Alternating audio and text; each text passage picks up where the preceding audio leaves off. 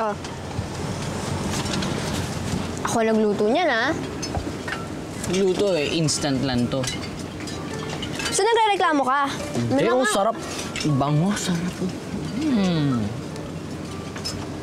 Thank you. Nga pala, dinalhan kita ng mababasa para naman di ka mabore dito. Oh. Pasok na ako, ah. Ikaw, hindi mo ba namimiss yung school? Hindi ka ba natatakot na bumaba yung grades mo kasi ma-absent ka? Di naman. Tsaka di ba inter-school competition lang ngayon? Mabi, promise mo sa akin, ha? Huwag mo sasabihin kahit kayo nandito ako.